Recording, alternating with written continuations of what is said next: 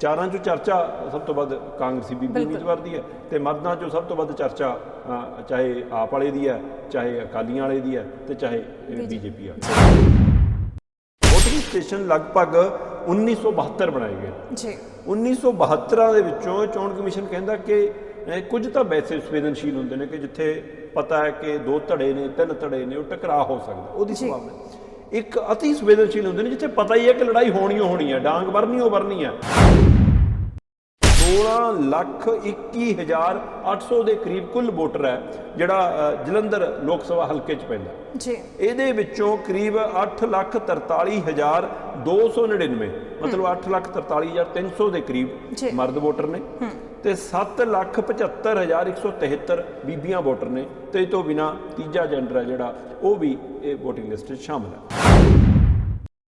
ਜਾਂ ਜਿਹੜੀ ਪਾਰਟੀ ਤੋਂ ਉਮੀਦ ਹੈ ਕਿ ਉਹਦੇ ਨਾਲੋਂ ਬਿਹਤਰ ਕੰਮ ਕਰੂਗੀ ਜੀ, ਇਹ ਉਮੀਦਵਾਰ ਚੰਗਾ ਪਰ ਦੂਸਰਾ ਉਮੀਦਵਾਰ ਇਹਦੇ ਨਾਲੋਂ ਵੀ ਚੰਗਾ, ਇਸ ਲਈ ਇਹਦੀ ਬਜਾਏ ਇਹਨੂੰ ਵੋਟ ਪਾਉਣੀ ਹੈ, ਜਾਂ ਇਹ ਮਾੜਾ ਹੈ ਇਸ ਲਈ ਇਹਨੂੰ ਨਹੀਂ ਪਾਉਣੀ। ਆਧਾਰ ਤਾਂ ਇਹ ਹੋਣਾ ਚਾਹੀਦਾ ਬਿਲਕੁਲ ਪਾਰਟੀ ਦਾ, ਵਿਅਕਤੀ ਦਾ, ਉਹਨਾਂ ਦਾ ਕਿਰਦਾਰ ਕੀ ਹੈ, ਕੰਮ ਕੀ ਹੈ, ਕਿਹੋ ਜਿਹੇ ਕਾਰਜਸ਼ੈਲੀ ਹੈ, ਉਹਦੇ ਆਧਾਰ ਤੇ ਵੋਟਾਂ ਬਣੀਆਂ।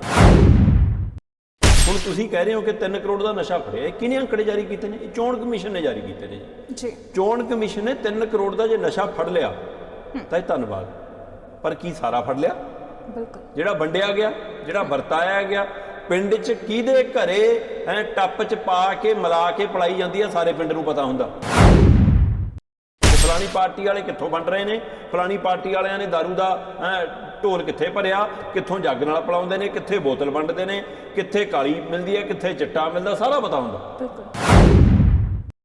ਹੋਰ ਛੱਡੋ ਧਾਰਮਿਕ ਸਥਾਨਾਂ ਤੇ ਜਾਣਾ ਜੀ, ਲੀਡਰਾਂ ਦਾ, ਬੜੇ ਲੀਡਰਾਂ ਦਾ, ਔਰ ਉਸ ਇਲਾਕੇ ਦੇ ਨਾਮੀ ਥਾਵਾਂ ਤੇ ਜਾਣਾ, ਉੱਥੇ ਬੈਠ ਕੇ ਫੋਟੋਆਂ ਪਾਉਣੀਆਂ, ਸੋਸ਼ਲ ਮੀਡੀਆ ਤੇ ਪ੍ਰਚਾਰ ਕਰਨਾ, ਉਹਨਾਂ ਦੇ ਲਈ ਗ੍ਰਾਂਟਾਂ ਦਾ ਐਲਾਨ ਕਰਨਾ, ਉਹਨਾਂ ਦੇ ਅਨੁਯਾਈਆਂ ਦਾ, ਉਹਨਾਂ ਦੇ ਭਗਤਾਂ ਦਾ, ਉਹਨਾਂ ਦੇ ਪ੍ਰੇਮੀਆਂ ਦਾ ਵੋਟਾਂ ਹਾਸਲ ਕਰਨਾ ਹੀ ਤਰੀਕਾ। ਜੇ ਤੁਸੀਂ ਕੰਮ ਕੀਤੇ ਹੋਣ ਤਾਂ ਲੋਕ ਤੁਹਾਨੂੰ ਆਪੇ ਵੋਟਾਂ ਪਾਉਣਗੇ।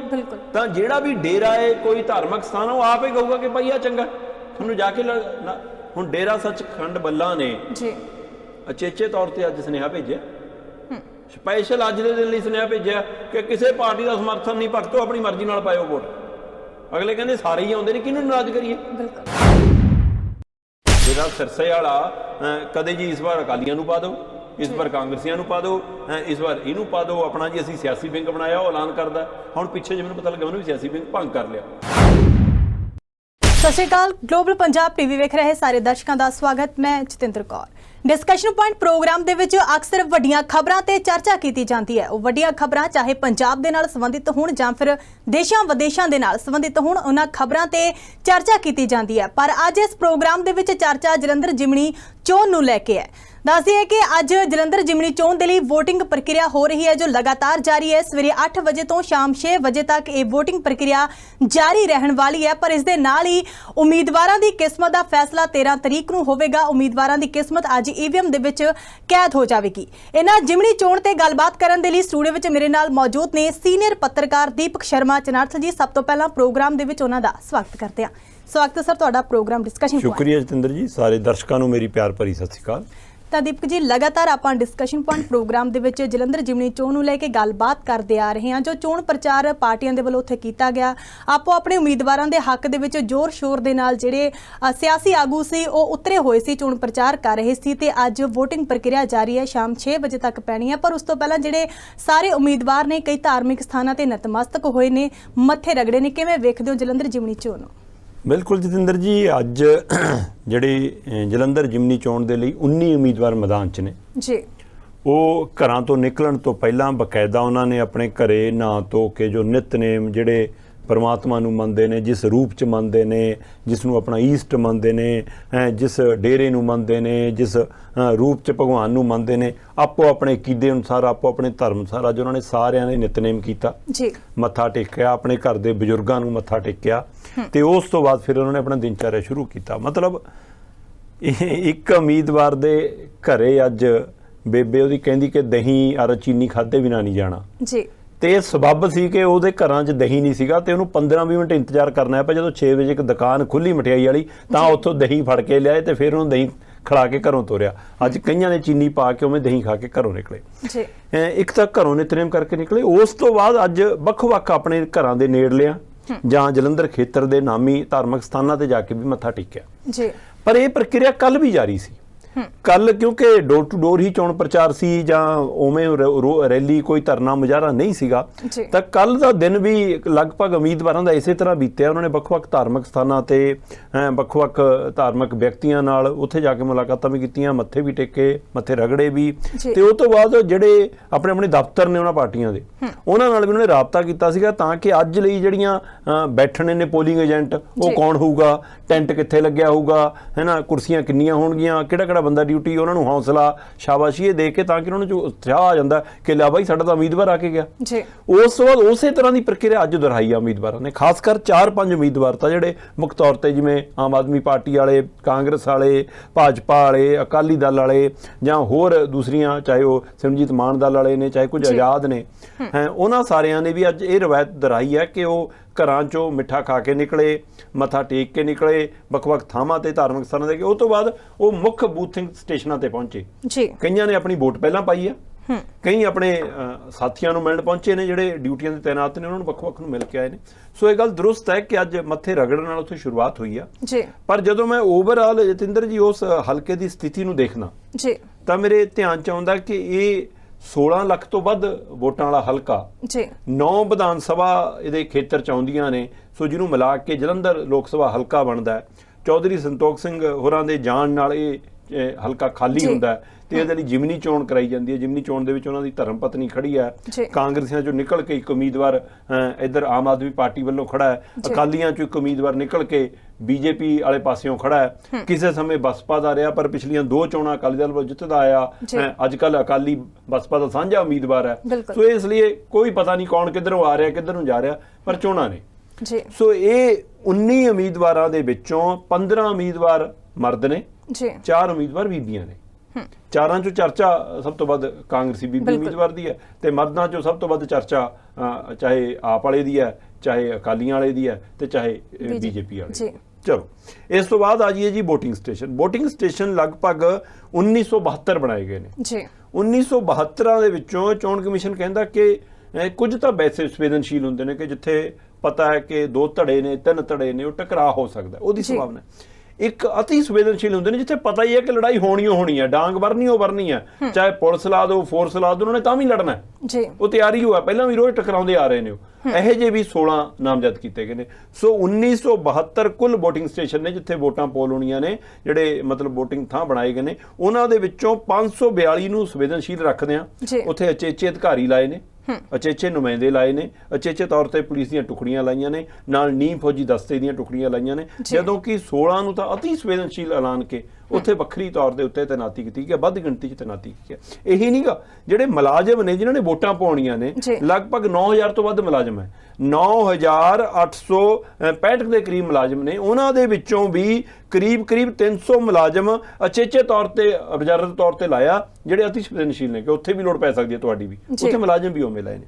ਹੁਣ ਦੂਸਰੇ ਪਾਸੇ ਆ ਜਾਓ, ਜਿਨ੍ਹਾਂ ਨੇ ਫੈਸਲਾ ਕਰਨਾ, ਫੈਸਲਾ ਵੋਟਰ ਨੇ ਕਰਨਾ ਜੀ, ਬਿਲਕੁਲ। ਔਰ 16 ਲੱਖ ਤੋਂ ਵੱਧ ਵੋਟਰ ਨੇ। 16,21,800 ਦੇ ਕਰੀਬ ਕੁੱਲ ਵੋਟਰ ਹੈ ਜਿਹੜਾ ਜਲੰਧਰ ਲੋਕ ਸਭਾ ਹਲਕੇ 'ਚ ਪੈਂਦਾ ਜੀ। ਇਹਦੇ ਵਿੱਚੋਂ ਕਰੀਬ 8,43,299 ਮਤਲਬ 8,43,300 ਦੇ ਕਰੀਬ ਮਰਦ ਵੋਟਰ ਨੇ ਤੇ 7,75,173 ਬੀਬੀਆਂ ਵੋਟਰ ਨੇ ਤੇ ਇਸ ਤੋਂ ਬਿਨਾ ਤੀਜਾ ਜੈਂਡਰ ਹੈ ਜਿਹੜਾ ਉਹ ਵੀ ਇਹ ਵੋਟਿੰਗ ਲਿਸਟ 'ਚ ਸ਼ਾਮਲ ਹੈ। ਸੋ ਇਸ ਤਰ੍ਹਾਂ ਕੁੱਲ 16,21,800 ਲੋਕਾਂ ਨੇ ਵੋਟ ਪਾਉਣੀ ਹੈ ਤੇ ਚੋਣ ਕਮਿਸ਼ਨ ਨੇ ਵੀ ਉੱਥੇ ਨੰਬਰ ਵੀ ਜਾਰੀ ਕੀਤਾ ਹੈ, ਹਦਾਇਤ ਵੀ ਜਾਰੀ ਕੀਤੀ ਹੈ। ਸੋ ਅੱਜ ਸਾਰਿਆਂ ਨੇ ਆਪੋ ਆਪਣੇ ਅਕੀਦਿਆਂ ਨੂੰ, ਆਪੋ ਆਪਣੇ ਧਰਮ ਨੂੰ ਮੰਨਦੇ ਹੋਏ ਮੱਥਾ ਟੇਕ ਕੇ ਆਪਣੇ ਬਜ਼ੁਰਗਾਂ ਨੂੰ ਦਹੀਂ ਚੀਨੀ ਖਾ ਕੇ ਘਰੋਂ ਨਿਕਲੇ ਨੇ। ਸੋ 19 ਚੋਂ MP ਕੋ ਬਣਨਾ ਤੇ ਫੈਸਲਾ 16 ਲੱਖ ਤੋਂ ਵੱਧ ਵੋਟਰਾਂ ਨੇ ਕਰਨਾ, ਪਰ ਜ਼ੋਰ ਸਾਰਿਆਂ ਨੇ ਲਾਇਆ ਹੋਇਆ। ਬਿਲਕੁਲ ਬਿਲਕੁਲ ਦੀਪੂ ਜੀ, ਆਪਾਂ ਜੇ ਵੇਖਿਆ ਜਾਵੇ ਤਾਂ ਪਿਛਲੇ ਲੰਮੇ ਸਮੇਂ ਤੋਂ ਜਦੋਂ ਤੋਂ ਐਲਾਨ ਹੋਇਆ ਵੀ ਜਲੰਧਰ ਜਿਮਣੀ ਚੋਣ ਹੈ, ਉਦੋਂ ਤੋਂ ਹੀ ਆਪਾਂ ਚਰਚਾ ਕਰਦੇ ਆ ਰਹੇ ਹਾਂ ਤੇ ਸਮੁੱਚੀਆਂ ਪਾਰਟੀਆਂ ਦੇ ਵਿੱਚ ਕਹਿ ਦਈਏ ਕਿ ਖਿੱਚੋਤਾਣ ਵੀ ਹੈ ਤੇ ਪੱਬਾਂ ਭਾਰ ਵੀ ਹੈ ਤੇ ਉਮੀਦਵਾਰਾਂ ਦੇ ਹੱਕ ਦੇ ਵਿੱਚ ਪ੍ਰਚਾਰ ਕੀਤਾ ਗਿਆ ਤੇ ਨਾਲ ਹੀ ਜਿੱਤ ਦਾ ਦਾਅਵਾ ਵੀ ਕੀਤਾ ਗਿਆ। ਪਰ ਜਦੋਂ ਚੋਣ ਪ੍ਰਚਾਰ ਸੀ ਉਦੋਂ ਕਾਂਗਰਸ ਤੇ ਇਹ ਵੀ ਦੋਸ਼ ਲੱਗੇ ਸੀ ਕਿ ਕਾਂਗਰਸੀ ਆਗੂਆਂ ਦੇ ਵੱਲੋਂ ਲੋਕਾਂ ਨੂੰ ਪੈਸੇ ਵੰਡੇ ਜਾ ਰਹੇ ਨੇ ਤੇ ਜਦੋਂ ਵੀ ਚੋਣਾਂ ਹੁੰਦੀਆਂ ਨੇ ਤਾਂ ਇਹ ਵੀ ਮੰਨਿਆ ਜਾਂਦਾ ਹੈ ਕਿ ਜਿਹੜੇ ਲੀਡਰ ਨੇ ਉਹ ਵੱਖ-ਵੱਖ ਲੋਕਾਂ ਨੂੰ ਲਾਲਚ ਵਿੱਚ ਦਿੰਦੇ ਨੇ ਤੇ ਹੁਣ ਇਹ ਵੀ ਜਾਣਕਾਰੀ ਮਿਲ ਰਹੀ ਹੈ ਕਿ ਜਲੰਧਰ ਹਲਕੇ ਦੇ ਵਿੱਚੋਂ 3 ਕਰੋੜ ਦਾ ਨਸ਼ਾ ਵੀ ਫੜਿਆ ਗਿਆ ਹੈ। ਕਿਵੇਂ ਵੇਖਦੇ ਹੋ? ਬਿਲਕੁਲ ਇਹ ਗੱਲ ਥੋੜੀ ਦਰੁਸਤ ਹੈ ਜਤਿੰਦਰ ਜੀ।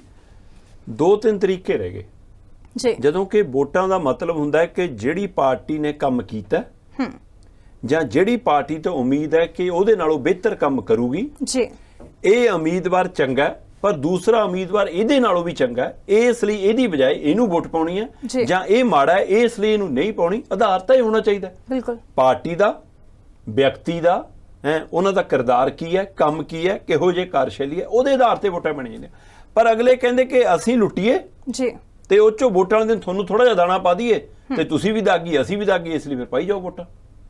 ਇਹ ਦੱਸ ਦਿਓ ਕਿ ਹੁਣ ਤੁਸੀਂ ਕਹਿ ਰਹੇ ਹੋ ਕਿ 3 ਕਰੋੜ ਦਾ ਨਸ਼ਾ ਫੜਿਆ, ਇਹ ਕਿਹਨੇ ਅੰਕੜੇ ਜਾਰੀ ਕੀਤੇ ਨੇ? ਇਹ ਚੋਣ ਕਮਿਸ਼ਨ ਨੇ ਜਾਰੀ ਕੀਤੇ ਨੇ ਜੀ। ਚੋਣ ਕਮਿਸ਼ਨ ਨੇ 3 ਕਰੋੜ ਦਾ ਜੇ ਨਸ਼ਾ ਫੜ ਲਿਆ ਤਾਂ ਇਹ ਧੰਨਵਾਦ, ਪਰ ਕੀ ਸਾਰਾ ਫੜ ਲਿਆ?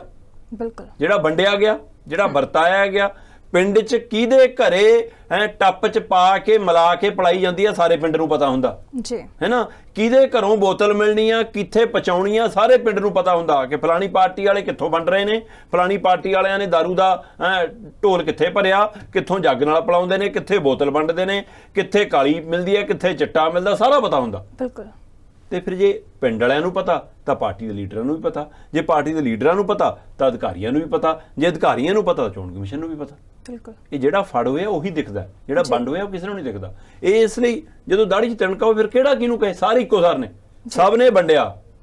ਕਿਸੇ ਦੀ ਵੀਡੀਓ ਵਾਇਰਲ ਹੋ ਗਈ ਕਿ ਹਾਂ ਜੀ ਮੈਂ ਤਾਂ ਆਪਣੇ ਹਲਕੇ ਦੀ ਕੁੜੀ ਨੂੰ ਸ਼ਗਨ ਦਿੱਤਾ, ਕੋਈ ਕਹਿੰਦਾ ਅਸੀਂ ਸ਼ਗਨ ਦੇ ਕੇ ਵੋਟਾਂ ਲੈਂਦੇ ਆ, ਕੋਈ ਕਹਿੰਦਾ ਅਸੀਂ ਮੁੱਠੀ ਗਰਮ ਕਰਕੇ ਵੋਟਾਂ ਲੈਂਦੇ ਆ, ਕੋਈ ਕਹਿੰਦਾ ਬਿੱਲ ਮਾਫ ਨਹੀਂ ਕੀਤੇ ਅਜੇ 1000 ਰੁਪਇਆ ਹੋਰ ਦੇਵਾਂਗੇ।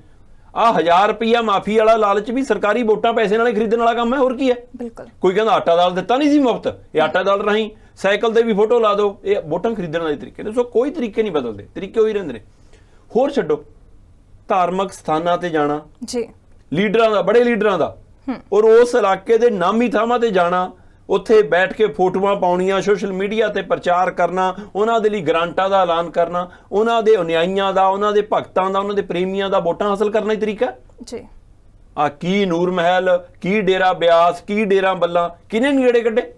ਕਿਹੜੀ ਪਾਰਟੀ ਨੇ ਕੱਢੇ? ਜੇ ਤੁਸੀਂ ਕੰਮ ਕੀਤੇ ਹੋਣ ਤਾਂ ਲੋਕ ਤੁਹਾਨੂੰ ਆਪੇ ਵੋਟਾਂ ਪਾਉਣਗੇ। ਬਿਲਕੁਲ। ਤਾਂ ਜਿਹੜਾ ਵੀ ਡੇਰਾ ਹੈ, ਕੋਈ ਧਾਰਮਿਕ ਸਥਾਨ ਆ, ਉਹ ਆਪੇ ਕਹੂਗਾ ਕਿ ਭਾਈ ਆ ਚੰਗਾ, ਤੁਹਾਨੂੰ ਜਾ ਕੇ ਹੁਣ ਡੇਰਾ ਸੱਚਖੰਡ ਬੱਲਾ ਨੇ ਜੀ ਅਚੇਚੇ ਤੌਰ ਤੇ ਅੱਜ ਸੁਨੇਹਾ ਭੇਜਿਆ, ਸਪੈਸ਼ਲ ਅੱਜ ਦੇ ਦਿਨ ਲਈ ਸੁਨੇਹਾ ਭੇਜਿਆ ਕਿ ਕਿਸੇ ਪਾਰਟੀ ਦਾ ਸਮਰਥਨ ਨਹੀਂ, ਭਗਤੋ ਆਪਣੀ ਮਰਜ਼ੀ ਨਾਲ ਪਾਇਓ ਵੋਟ।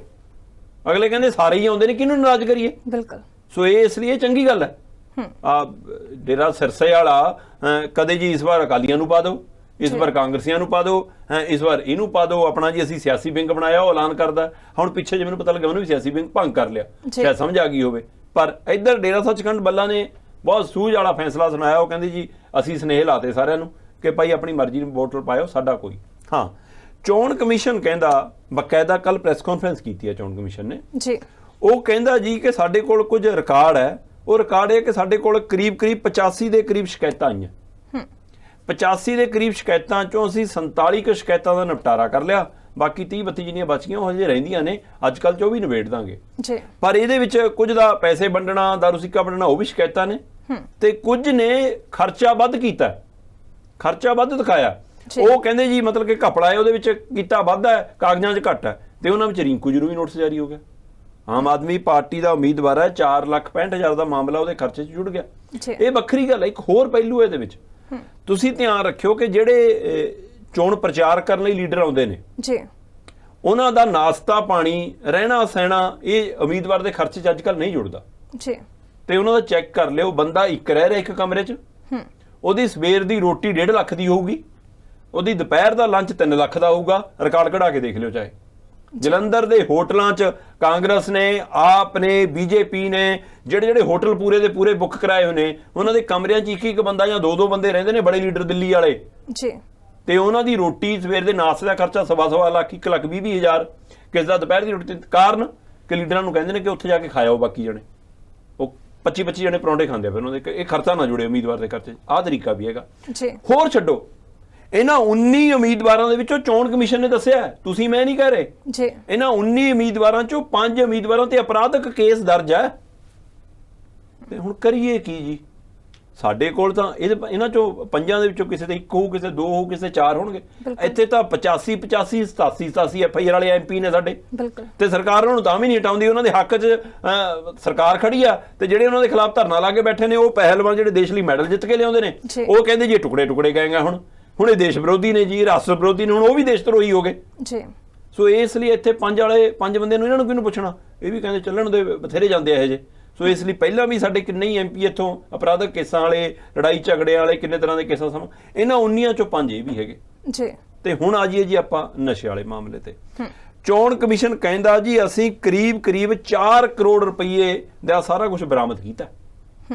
3 ਕਰੋੜ 77 ਲੱਖ ਰੁਪਏ ਦੇ ਹਵਾਲੇ ਨਾਲ ਚੀਜ਼ਾਂ ਬਰਾਮਦ ਹੋਈਆਂ, ਜਿਹਦੇ ਵਿੱਚੋਂ 2 ਕਰੋੜ ਲਗਭਗ 2 ਕਰੋੜ 90 ਲੱਖ, ਮਤਲਬ 3 ਕਰੋੜ 2 ਕਰੋੜ 90 ਲੱਖ ਦੇ ਤਾਂ ਨਸ਼ੇ ਵਾਲੀ ਸਮੱਗਰੀ ਹੈ। ਉਹ 'ਚ ਚਿੱਟਾ ਵੀ ਹੈ, ਉਹ 'ਚ ਕਾਲਾ ਵੀ ਹੈ, ਉਹ 'ਚ ਦਾਰੂ ਵੀ ਹੈ, ਉਹ 'ਚ ਗੋਲੀਆਂ ਵੀ, ਕੈਪਸੂਲ ਵੀ ਨੇ। ਇਹ ਚੀਜ਼ਾਂ ਜਿੰਨੀਆਂ ਵੀ ਨੇ 2 ਕਰੋੜ 90 ਲੱਖ, ਲਗਭਗ 3 ਕਰੋੜ। ਉਹ ਤੋਂ ਬਿਨਾਂ ਬਾਕੀ ਕਹਿੰਦੇ 34 ਲੱਖ ਰੁਪਏ ਅਸੀਂ ਨਗਦ ਵੀ ਫੜਿਆ।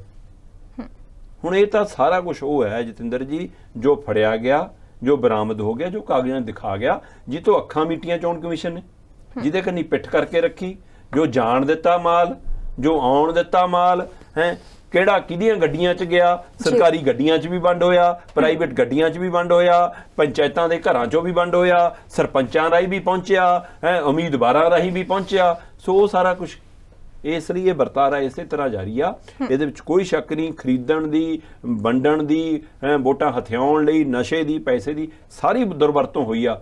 ਪਰ ਉਹ ਮੈਨੂੰ ਭਗਵੰਤ ਮਾਨ ਦਾ ਉਹ ਸੁਨੇਹਾ ਯਾਦ ਆਉਂਦਾ, ਤੇ ਮੈਨੂੰ ਲੱਗਦਾ ਪੰਜਾਬ ਤੇ ਉਹ ਅਸਰ ਕਰ ਰਿਹਾ। ਪਿਛਲੀਆਂ ਵਿਧਾਨ ਸਭਾ ਚੋਣਾਂ 'ਚ ਮੁੱਖ ਮੰਤਰੀ ਭਗਵੰਤ ਮਾਨ ਹੋਰੀ ਜਦੋਂ ਬਤੌਰ ਉਮੀਦਵਾਰ ਵਿਚਰੇ ਤਾਂ ਉਹ ਬਾਰ-ਬਾਰ ਕਹਿੰਦੇ ਸੀ, ਤੁਹਾਨੂੰ ਦੇਣ ਆਉਣਗੇ, ਤੁਹਾਨੂੰ ਵੰਡਣ ਆਉਣਗੇ, ਤੁਹਾਨੂੰ ਖਰੀਦਣ ਆਉਣਗੇ, ਲੈ ਲਿਓ, ਤੁਹਾਡਾ ਹੀ ਹੈ, ਨਾ ਕਰਿਓ। ਜਲੰਧਰ 'ਚ ਇਸ ਵਾਰੀ ਕਹਿ ਰਹੇ ਸੀਗੇ ਨਹੀਂ ਕੋਈ ਨਾ, ਪਰ ਐਕਤੀ ਲੋਕ ਕਹਿੰਦੇ ਥੋਤੋਂ ਵੀ ਲਵਾਂਗੇ, ਦੂਆਂ ਤੋਂ ਵੀ ਲਵਾਂਗੇ, ਸਾਰਿਆਂ ਤੋਂ ਲਵਾਂਗੇ, ਫਿਰ ਵੋਟ ਆਪਣੀ ਮਰਜ਼ੀ ਨਾਲ ਪਾਵਾਂਗੇ। ਉਹ ਦੇਖ ਲਿਓ ਫਿਰ ਵੋਟਾਂ ਕਿਹਨਾਂ ਨੂੰ ਪੈਂਦੀਆਂ। ਸੋ ਇਸ ਲਈ ਲੋਕਾਂ ਨੇ ਵੋਟ ਆਪਣੀ ਮਰਜ਼ੀ ਨਾਲੇ ਪਾਉਣੀ ਆ, ਹੈ ਨਾ। ਉਹ ਡੇਰਾ ਬੱਲਾ ਨੇ ਵੀ ਕਹਿਤਾ, ਭਗਵੰਤ ਮਾਨ ਵੀ ਇਹੀ ਕਹਿੰਦੇ ਨੇ, ਤੇ ਬਾਕੀ ਉਮੀਦਵਾਰ ਵੀ ਕਹਿੰਦੇ ਨੇ ਕਿ ਵੋਟ ਜ਼ਰੂਰ ਪਾਇਓ ਜੀ। ਸੋ ਅਸੀਂ ਵੀ ਇਹੀ ਕਹਿੰਦੇ ਹਾਂ, ਵੋਟਾਂ ਪੈ ਰਹੀਆਂ ਨੇ ਇਸ ਟਾਈਮ। ਜਦੋਂ ਆਪਾਂ ਇਹ ਪ੍ਰੋਗਰਾਮ ਕਰ ਰਹੇ ਹਾਂ ਤਾਂ ਜਲੰਧਰ ਦੇ ਵਿੱਚ ਪਹਿਲਾ ਪੜਾਅ ਲਗਭਗ ਵੋਟ ਦਾ ਸਵੇਰ ਦੀ 8 ਵਜੇ ਦੀ ਵੋਟਿੰਗ ਸ਼ੁਰੂ ਆ। ਸੋ ਲਗਭਗ 2.25 ਘੰਟੇ ਦੇ ਕਰੀਬ ਹੋ ਗਿਆ ਉੱਥੇ ਵੋਟ ਪੈਂਦੇ ਨੂੰ, ਔਰ ਚੰਗਾ ਲੋਕਾਂ 'ਚ ਉਤਸ਼ਾਹ ਦੇਖਣ ਨੂੰ ਮਿਲ ਰਿਹਾ। ਅੱਜ ਛੁੱਟੀ ਹੈ, ਸਾਰੇ ਸਰਕਾਰੀ ਅਦਾਰੇ, ਪ੍ਰਾਈਵੇਟ ਅਦਾਰੇ ਲਗਭਗ ਬੰਦ ਨੇ, ਬਾਜ਼ਾਰ ਖੁੱਲ੍ਹੇ ਨੇ। ਸੋ ਇਸ ਲਈ ਉੱਥੇ ਚੰਗਾ ਮਾਹੌਲ ਦੇਖਣ ਨੂੰ ਮਿਲ ਰਿਹਾ, ਔਰ ਉਮੀਦ ਹੈ ਕਿ ਅਮਨ ਸ਼ਾਂਤੀ ਨਾਲ ਵੋਟ ਪਵੇ। 6 ਵਜੇ ਤੱਕ ਵੋਟਾਂ ਪੈਣੀਆਂ ਨੇ। ਸੋ 19 ਉਮੀਦਵਾਰਾਂ ਦਾ ਭਵਿੱਖ ਕੈਦ ਹੋ ਜਾਣਾ, ਜਿਨ੍ਹਾਂ 'ਚ ਦੌੜ 'ਚ 4 ਜਣੇ ਮੋਹਰੀ ਤੌਰ ਤੇ। ਬਿਲਕੁਲ ਦੀਪ ਜੀ, ਪੰਜਾਬ ਦੇ ਮੁੱਖ ਮੰਤਰੀ ਭਗਵੰਤ ਸਿੰਘ ਮਾਨ ਦੀ ਗੱਲਬਾਤ ਕਰ ਰਹੇ ਸੀ। ਉਹਨਾਂ ਨੇ ਟਵੀਟ ਵੀ ਕੀਤਾ, ਨਾਲ ਹੀ ਕਿਹਾ ਕਿ ਆਪਣੀ ਵੋਟ ਦਾ ਇਸਤੇਮਾਲ ਸੂਝ-ਬੂਝ ਦੇ ਨਾਲ ਕਰਨਾ, ਸਭ ਕੁਝ ਦੇਖ ਕੇ ਤੁਸੀਂ ਵੋਟ ਪਾਉਣੀ ਹੈ। ਪਰ ਜਿੱਥੇ ਇਹਨਾਂ ਸਾਰੀਆਂ ਪਾਰਟੀਆਂ ਦੇ ਵੱਲੋਂ ਜਲੰਧਰ ਦੇ ਵਿੱਚ ਚੋਣ ਪ੍ਰਚਾਰ ਕੀਤਾ ਗਿਆ, ਉੱਥੇ ਹੀ ਮੂਸੇਵਾਲਾ ਦੇ ਪਿਤਾ ਬਲਕੌਰ ਸਿੰਘ ਦੇ ਵੱਲੋਂ ਵੀ ਮਾਰਚ ਕੀਤਾ ਗਿਆ ਸੀ। ਬਕਾਇਦਾ ਉਹਨਾਂ ਨੇ ਇਹ ਕਿਹਾ ਸੀ ਕਿ ਕਿਉਂਕਿ ਜਦੋਂ ਉਹਨਾਂ ਦੇ ਪੁੱਤ ਦਾ ਕਤਲ ਹੁੰਦਾ ਹੈ, 29 ਤਾਰੀਖ ਨੂੰ ਹੁੰਦਾ ਹੈ, ਸਾਲ ਹੋਣ ਵਾਲਾ, ਇਨਸਾਫ ਅਜੇ ਤੱਕ ਨਹੀਂ ਮਿਲਿਆ। ਪਰ ਉਹਨਾਂ ਦਾ ਸਾਫ਼ ਤੌਰ ਤੇ ਇਹ ਕਹਿਣਾ ਕਿ ਆਮ ਆਦਮੀ ਪਾਰਟੀ ਦੀ ਸਰਕਾਰ ਵੇਲੇ ਉਹਨਾਂ ਦੇ ਪੁੱਤ ਦਾ ਕਤਲ ਹੋਇਆ ਤੇ ਇਨਸਾਫ ਅਜੇ ਤੱਕ ਨਹੀਂ ਮਿਲਿਆ। ਤਾਂ ਉਹਨਾਂ ਦੇ ਵੱਲੋਂ ਪ੍ਰਚਾਰ ਵੀ ਕੀਤਾ ਗਿਆ ਤੇ ਆਖਰੀ ਵਾਰ ਉਹ ਲਾਈਵ ਵੀ ਹੋਏ ਨੇ ਮੂਸੇਵਾਲਾ ਦੇ ਪਿਤਾ। ਬਿਲਕੁਲ, ਸਿੱਧੂ ਮੂਸੇਵਾਲਾ ਦਾ ਬਾਪੂ ਬਲਕੌਰ ਸਿੰਘ ਤੇ ਸਿੱਧੂ ਮੂਸੇਵਾਲੇ ਦੀ ਮਾਤਾ ਜੀ 2 ਦਿਨ ਜਲੰਧਰ ਲੋਕ ਸਭਾ ਹਲਕੇ ਦੇ ਵਿੱਚ ਮਤਲਬ ਪ੍ਰਚਾਰ ਕਰਕੇ ਆਏ ਨੇ ਜੀ। ਉਹ ਬੇਸ਼ੱਕ ਪ੍ਰਚਾਰ ਇਹ ਨਹੀਂ ਕਰਕੇ ਕਿ ਇਸ ਪਾਰਟੀ ਨੂੰ ਵੋਟ ਪਾਓ, ਉਹ ਪ੍ਰਚਾਰ ਇਹ ਕਰਕੇ ਆਏ ਨੇ ਕਿ ਭਾਈ ਇਹ ਸਰਕਾਰ ਦੇ ਰਾਜ 'ਚ ਮੈਨੂੰ ਇਨਸਾਫ ਨਹੀਂ ਮਿਲਿਆ ਜੀ, ਤੇ ਮੈਂ ਤਾਂ ਇਨਸਾਫ ਲਈ ਰੋਣਾ, ਇਸ ਲਈ ਮੈਂ ਇਹ ਕਹਿ ਰਿਹਾ ਕਿ ਇਹਨਾਂ ਨੂੰ ਵੋਟ ਨਾ ਪਾਇਓ ਜੀ। ਹਰੇਕ ਨੂੰ ਹੱਕ ਆਪਣੀ ਗੱਲ ਕਹਿਣ। ਬਿਲਕੁਲ।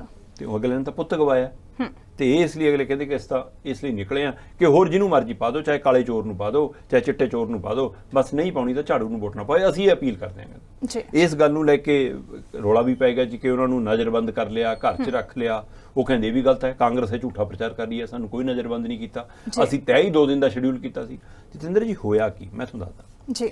2 ਪਹਿਲੂ ਦੇਖਣ ਨੂੰ ਮਿਲੇ ਜਦੋਂ ਮੂਸੇਵਾਲੇ ਦੇ ਮਾਪੇ ਉੱਥੇ ਪ੍ਰਚਾਰ ਕਰਨਗੇ। ਬਕਾਇਦਾ ਇੱਕ ਗੱਡੀ ਸੀ, ਉਹ ਪਹਿਲਾਂ ਚਲੀ ਜਾਂਦੀ ਸੀ, ਸਪੂਕਰ ਪਹਿਲਾਂ ਲੱਗ ਜਾਂਦੇ ਸੀ, ਉਸ ਤੋਂ ਬਾਅਦ ਇਹ ਆਉਂਦੇ ਸੀ, ਉੱਥੇ ਆ ਕੇ ਪ੍ਰਚਾਰ ਕਰਦੇ ਸੀ। ਕੁਝ ਥਾਵਾਂ ਤੇ ਪ੍ਰਬੰਧ ਚੁੱਪ-ਚਾਪ ਕਾਂਗਰਸ ਨੇ ਆਪਣੇ ਹੱਥ ਲੈ ਲਿਆ ਸੀ ਜੀ। ਕਈ ਥਾਵਾਂ ਤੇ ਦੇਖਣ ਨੂੰ ਮਿਲਿਆ ਕਿ ਇਹਦੇ ਪਿਤਾ ਮੂਸੇਵਾਲੇ ਦੇ ਪਿਤਾ ਬਲਕੌਰ ਸਿੰਘ ਔਖੇ ਵੀ ਹੋਏ। 1-2 ਥਾਵਾਂ ਦੇ ਉੱਤੇ ਤਾਂ ਕਾਂਗਰਸੀਆਂ ਦੇ ਦਫ਼ਤਰ ਮੂਹਰੇ ਸਟੇਜਾਂ ਲੱਗੀਆਂ ਸੀ। ਉਸ ਨੂੰ ਲੈ ਕੇ ਮਾਮਲਾ ਵੀ ਭਖਿਆ ਕਿ ਆਹ ਕੀ ਡਰਾਮਾ ਕਰ ਰਹੇ ਹੋ ਸੀ ਬਈ, ਅਸੀਂ ਤੁਹਾਡੀ ਪਾਰਟੀ ਲਈ ਪ੍ਰਚਾਰ ਕਰਨੀ ਹੈ। ਬਿਲਕੁਲ। ਸੋ ਪਰ ਫਿਰ ਵੀ ਮਤਲਬ ਕਿ ਕਾਂਗਰਸ ਨੇ ਇਹਨੂੰ ਐਂ ਕੋਸ਼ਿਸ਼ ਕੀਤੀ ਕਿ ਜਿਵੇਂ ਸਾਡੇ ਹੱਕ 'ਚ ਜਾਵੇ। ਉਹਨਾਂ ਨੂੰ ਉਮੀਦ ਵੀ ਲੱਗਦੀ ਹੈ ਕਿ ਇਹਨਾਂ ਦਾ ਪ੍ਰਚਾਰ ਸਾਡੇ ਹੱਕ 'ਚ ਜਾਊਗਾ, ਔਰ ਹੋ ਵੀ ਸਕਦਾ। ਇਹਦੇ ਵਿੱਚ ਕੋਈ ਦੋ ਰਾਏ ਨਹੀਂ ਕਿ ਇਹਦਾ ਅਸਰ, ਕਿਉਂਕਿ ਉੱਥੇ ਮੈਂ ਕੇਜਰੀਵਾਲ ਦੇ ਤੇ ਭਗਵੰਤ ਮਾਨ ਦੇ ਰੋਡ ਸ਼ੋਅ ਵੀ ਦੇਖੇ ਨੇ ਜੀ। ਉੱਥੇ ਮੈਂ ਕਾਂਗਰਸੀਆਂ ਦੇ ਇਕੱਠੇ ਹੋ ਕੇ ਚੰਨੀ ਨੂੰ ਵੀ ਚੰਗਾ ਮਤਲਬ ਲੋਕਾਂ ਨੂੰ ਹੰਗਾਰਾ ਮਿਲਿਆ, ਉਹ ਵੀ ਮੈਂ ਸਾਰਾ ਦੇਖਿਆ। ਉੱਥੇ ਮੈਂ ਸੁਖਬੀਰ ਬਾਦਲ ਦੀਆਂ ਰੈਲੀਆਂ ਵੀ ਦੇਖੀਆਂ ਨੇ ਜੀ। ਉੱਥੇ ਮੈਂ ਬੀਜੇਪੀ ਦੇ ਰੋਡ ਸ਼ੋਅ, ਬੀਜੇਪੀ ਦਾ ਡੋਰ ਟੂ ਡੋਰ ਪ੍ਰਚਾਰ, ਬੀਜੇਪੀ ਦੀਆਂ ਇਕੱਠ ਬੈਠਕਾਂ ਸਾਰੀਆਂ ਦੇਖੀਆਂ ਨੇ। ਪਰ ਉਹਨਾਂ ਸਾਰਿਆਂ 'ਚ ਵੀ ਉਹਨਾਂ ਇਕੱਠ ਨਹੀਂ ਹੁੰਦਾ ਸੀ ਜਿੰਨਾ ਸਿੱਧੂ ਮੂਸੇਵਾਲੇ ਦੇ ਬਾਪੂ ਦੇ ਬੁਲਾਏ ਤੇ ਆਮ ਤੌਰ ਤੇ ਲੋਕ ਖੜ ਜਾਂਦੇ ਸੀ। ਬਿਲਕੁਲ। ਮਤਲਬ 15,000 ਤੋਂ ਲੈ ਕੇ 30,000 ਦਾ ਇਕੱਠ ਚੰਗੀਆਂ ਲੀਡਰਾਂ ਦੀਆਂ ਰੈਲੀਆਂ 'ਚ ਨਹੀਂ ਹੋਇਆ ਉੱਥੇ ਜਲੰਧਰ, ਕਿਉਂਕਿ ਜਲੰਧਰ ਜਿਮਨੀ ਚੋਣ ਨਾਲ ਸਿੱਧਾ ਕੋਈ ਅਸਰ ਨਹੀਂ ਪੈ ਰਿਹਾ ਕਿਸੇ ਤੇ। ਨਾ ਤਾਂ ਕੇਂਦਰ ਦੀ ਸਰਕਾਰ ਡਿੱਗਣ ਲੱਗੀ ਆ, ਨਾ ਕੇਂਦਰ ਦੀ ਸਰਕਾਰ ਬਚਣ ਲੱਗੀ ਆ, ਨਾ ਪੰਜਾਬ ਦੀ ਸਰਕਾਰ ਨੇ ਖਤਮ ਹੋ ਜਾਣਾ, ਨਾ ਪੰਜਾਬ ਦੀ ਸਰਕਾਰ ਨੇ ਬਚ ਜਾਣਾ, ਨਾ ਕਿਸੇ ਦੀ ਹੋਰ ਦੀ ਬਣ ਜਾਣੀ। ਇਸ ਚੋਣ ਨਾਲ ਸਿੱਧਾ ਅਸਰ ਕੋਈ ਨਹੀਂ, ਪਰ ਸੰਵਿਧਾਨਕ ਤੌਰ ਤੇ, ਕਾਨੂੰਨੀ ਤੌਰ ਤੇ, ਨਿਯਮਾਵਲੀ ਦੇ ਤਹਿਤ ਇਹ ਬਣਦਾ ਸੀ ਕਿ 6 ਮਹੀਨੇ ਦੇ ਅੰਦਰ ਅੰਦਰ ਜਿਮਨੀ ਚੋਣ ਕਰਾਉਣੀ ਸੀ, ਕਿਉਂਕਿ ਮੈਂਬਰ ਪਾਰਲੀਮੈਂਟ ਦਾ ਦੇਹਾਂਤ ਹੋ ਗਿਆ। ਇਸ ਲਈ ਜਿਮਨੀ ਚੋਣ ਜ਼ਰੂਰੀ ਸੀ। ਤਾਂ ਲੋਕਾਂ ਦਾ ਲੀਡਰਾਂ ਪ੍ਰਤੀ, ਪਾਰਟੀਆਂ ਪ੍ਰਤੀ ਕੋਈ ਇਹੋ ਜਿਹਾ ਮੋਹ ਨਹੀਂਗਾ। ਹਾਂ, ਵੋਟ ਦੇ ਅਧਿਕਾਰ ਦੀ ਵਰਤੋਂ ਕਰਨਾ ਉਹਨਾਂ ਨੂੰ ਚੰਗੀ ਗੱਲ ਆ, ਉਹਨਾਂ ਨੂੰ ਚਾਹੀਦਾ ਕਿ ਆਪਣੇ ਵੋਟ ਦੀ ਵਰਤੋਂ ਕਰਨ, ਅਧਿਕਾਰ ਦੀ ਵਰਤੋਂ ਕਰਨ, ਜਿਹਨੂੰ ਚਾਹਣ ਉਹਨੂੰ ਪਾਉਣ। ਕਈ ਵਾਰ ਅੰਨਿਆਂ ਚੁਕਾਣੇ ਰਾਜੇ ਚੁਣਨੇ ਪੈਂਦੇ ਨੇ, ਪੰਜਾਬ ਨੇ ਕਿੰਨੀ ਵਾਰ ਚੁਣੇ ਨੇ, ਇਸ ਲਈ ਵੀ ਕਿਸੇ ਨੂੰ ਕੁਝ ਤਾਂ ਪਾਉਣੀਓ ਪੈਣੀ ਆ, ਅਗਲੇ ਪਾਉਣ। ਪਰ ਇਹ ਦੇਖਣ ਵਾਲੀ ਗੱਲ ਸੀ ਕਿ ਉਹਨਾਂ ਦਾ ਪਾਰਟੀਆਂ ਨਾਲੋਂ ਸਿੱਧੂ ਮੂਸੇਵਾਲੇ ਦੇ ਬਾਪੂ ਦੇ ਉਸ ਪ੍ਰਚਾਰ 'ਚ ਖੜਨਾ, ਉਸ ਰੈਲੀ 'ਚ ਖੜਨਾ, ਉਸ ਅਪੀਲ 'ਚ ਖੜਨਾ, ਤੇ ਉਹ ਧੁੱਪੇ ਵੀ ਖੜੇ ਨੇ। ਬਿਲਕੁਲ। ਸੋ ਇਹਦਾ ਮਤਲਬ ਕਿਤੇ ਨਾ ਕਿਤੇ ਸਿੱਧੂ ਮੂਸੇਵਾਲੇ ਦਾ ਦਰਦ ਅਜੇ ਵੀ ਪੰਜਾਬ ਵਾਸੀਆਂ ਦੇ ਮਨਾਂ 'ਚ ਹੈਗਾ, ਉਹਦੇ ਮਾਪਿਆਂ ਦਾ ਸਤਿਕਾਰ ਹੈਗਾ। ਸੋ ਇਸ ਲਈ ਕਈਆਂ ਨੇ ਤੰਜ ਵੀ ਕੱਸਿਆ।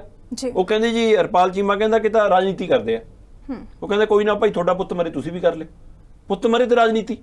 ਮਤਲਬ ਇਹਦਾ ਮਤਲਬ ਕੁਝ ਤਰ੍ਹਾਂ ਇਹ ਚਾਹੁੰਦੀਆਂ ਨੇ ਕਿ ਸਿੱਧੂ ਮੂਸੇਵਾਲੇ ਦਾ ਮਤਲਬ ਕਿ ਸਿੱਧੂ ਮੂਸੇਵਾਲਾ ਮਰ ਗਿਆ ਹੈ ਨਾ, ਉਹਦਾ ਕਤਲ ਹੋ ਗਿਆ, ਮਾਪੇ ਹੁਣ ਬਸ ਸ਼ੋਕ 'ਚ ਰਹਿਣ। ਉਹ ਮਤਲਬ ਕਿ ਰੱਦੀ ਜੇ ਕੱਪੜੇ ਪਾ ਕੇ ਰੱਖਣ, ਲਿਬੜੇ ਜੇ ਹੈ ਨਾ, ਢੱਠੀ ਜੀ ਪੱਗ ਬੰਨ ਲੈਣ ਹੈ ਨਾ, ਮਤਲਬ ਬਸ ਘਰੇ ਹੀ ਬੈਠੇ ਰਹਿਣ, ਰੋਈ ਜਾਣ। ਮਤਲਬ ਕਿਉਂ ਬਈ? ਅਗਲਾ ਹਿੰਮਤ ਵਾਲਾ ਹੈ, ਅਗਲੇ 'ਚ ਜਜ਼ਬਾ ਹੈ, ਅਗਲਾ ਆਪਣੇ ਬੱਚੇ ਲਈ ਲੜ ਰਿਹਾ ਕਿ ਜਦੋਂ ਤੱਕ ਸਾਹ ਨਹੀਂ ਮੈਂ ਲੜੂੰਗਾ। ਇਹ ਵੱਖਰੀ ਗੱਲ ਹੈ ਕਿ ਖਾਮੀਆਂ ਸਾਰਿਆਂ 'ਚ ਹੋ ਸਕਦੀਆਂ ਨੇ, ਉਹ ਵੱਖਰਾ ਪਹਿਲੂ ਹੈ, ਪਰ ਅਗਲੇ ਲਈ ਆਪਣਾ ਪੁੱਤ ਹੈ। ਅਗਲਾ ਕਹਿੰਦਾ ਮੈਂ ਪੁੱਤ ਦੀ ਲੜਾਈ ਲੜ ਸਕਦਾ, ਮੈਂ ਲੜੂੰਗਾ। ਸੋ ਇਸ ਲਈ ਇਹਦੇ ਨਾਲ ਸਰਕਾਰ ਵੀ ਸਵਾਲਾਂ ਦੇ ਘੇਰੇ 'ਚ ਆਈ ਤੇ ਇਹਦੇ ਉੱਤੇ ਰਾਜਨੀਤੀ ਬਰਕਰਾਰ ਹੈ।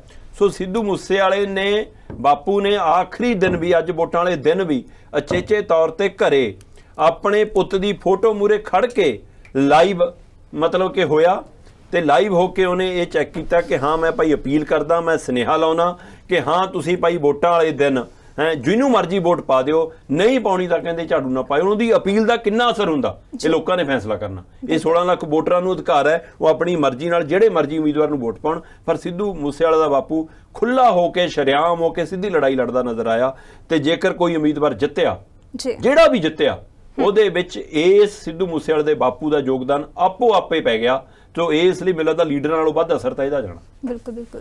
ਦੀਪ ਜੀ, ਆਪਾਂ ਗੱਲਬਾਤ ਕਰ ਰਹੇ ਸੀ, ਤੁਸੀਂ ਦੱਸ ਰਹੇ ਸੀ ਕਿ ਸੰਵੇਦਨਸ਼ੀਲ ਜਿਹੜੇ ਪੋਲਿੰਗ ਸਟੇਸ਼ਨ ਵੀ ਹੁੰਦੇ ਨੇ, ਜਿੱਥੇ ਕੁਝ ਕੁ ਤਾਂ ਇੰਨੇ ਕੀ ਸੰਵੇਦਨਸ਼ੀਲ ਹੁੰਦੇ ਨੇ ਜਿੱਥੇ ਪਤਾ ਹੀ ਹੁੰਦਾ ਕਿ ਲੜਾਈ ਝਗੜਾ ਹੋਏਗਾ ਹੀ ਹੋਏਗਾ, ਪਰ ਸੁਰੱਖਿਆ ਦੇ ਲਿਹਾਜ਼ ਦੇ ਨਾਲ ਵੇਖਿਆ ਜਾਵੇ ਤਾਂ ਸਖਤ ਪ੍ਰਬੰਧ ਕੀਤੇ ਹੋਏ ਨੇ। ਪਰ ਹਰ ਵੇਲੇ ਜਦੋਂ ਚੋਣਾਂ ਹੁੰਦੀਆਂ ਨੇ, ਕਿਤੇ ਨਾ ਕਿਤੇ ਕੋਈ ਅਣਸਖਾਵੀ ਘਟਨਾ ਵਾਪਰੀ ਜਾਂਦੀ ਹੈ। ਪਰ ਜਲੰਧਰ ਜਿਮਨੀ ਚੋਣ ਵੇਲੇ ਜੇ ਵੇਖਿਆ ਜਾਵੇ ਤਾਂ ਕਿੰਨੇ ਸੰਵੇਦਨਸ਼ੀਲ ਪੋਲਿੰਗ ਸਟੇਸ਼ਨ ਬਣੇ ਹੋਏ ਨੇ। ਬਿਲਕੁਲ, ਜਿਵੇਂ ਆਪਾਂ ਗੱਲ ਕਰ ਰਹੇ ਹਾਂ ਕਿ ਕੁੱਲ 1972 ਦੇ ਕਰੀਬ ਪੋਲਿੰਗ ਸਟੇਸ਼ਨ ਨੇ ਜੀ, ਜਿਨ੍ਹਾਂ ਚੋਂ 542 ਨੂੰ ਸੰਵੇਦਨਸ਼ੀਲ ਐਲਾਨਿਆ ਹੋਇਆ, 16 ਤਾਂ ਇਹਦੇ ਵਿੱਚੋਂ ਅਤੀ ਸੰਵੇਦਨਸ਼ੀਲ ਐਲਾਨੇ ਹੋਏ ਨੇ ਜੀ। ਸੋ ਇਸ ਹਵਾਲੇ ਨਾਲ ਉਹਨਾਂ 16 ਦੇ ਉੱਤੇ ਵੀ ਤੇ ਉਹ 542 ਦੇ ਉੱਤੇ ਵੀ ਨਜ਼ਰ ਤਾਂ ਵੈਸੇ ਸਾਰੀ ਥਾਂ ਹੀ ਪੁਲਿਸ ਦਾ ਸਾਰੇ ਥਾਵਾਂ ਤੇ ਲੱਗੀ ਹੈ।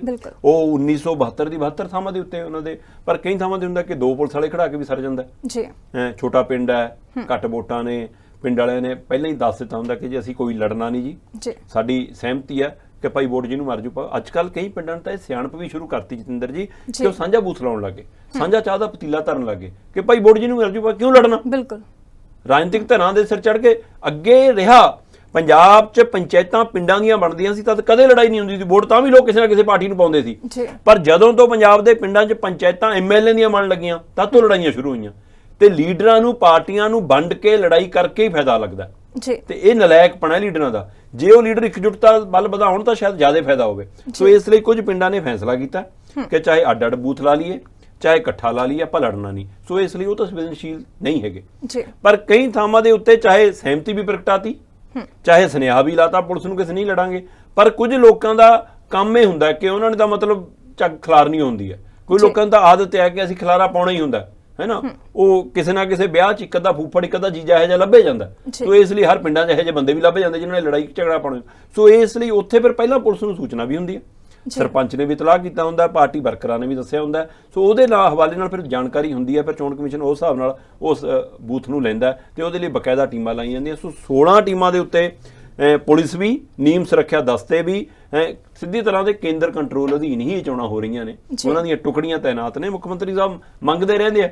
ਸੋ ਇਸ ਲਈ ਉਸ ਹਵਾਲੇ ਨਾਲ 542 ਸੰਵੇਦਨਸ਼ੀਲ ਤੇ 16 ਅਤੀ ਸੰਵੇਦਨਸ਼ੀਲ ਹਲਕੇ ਨੇ ਜਿਨ੍ਹਾਂ ਦੇ ਉੱਤੇ ਪੈਣੀ ਨਜ਼ਰ ਪੁਲਿਸ ਦੀ, ਪ੍ਰਸ਼ਾਸਨ ਦੀ, ਸਾਰਿਆਂ ਦੀ ਹੈਗੀ। ਬਿਲਕੁਲ ਤਾਂ ਧੰਨਵਾਦ ਦੀਪਕ ਸ਼ਰਮਾ ਚਨਾਰਥਲ ਜੀ, ਇਹਨਾਂ ਖਬਰਾਂ ਤੇ ਅਹਿਮ ਵਿਚਾਰ ਸਾਂਝੇ ਕਰਨ ਦੇ ਲਈ।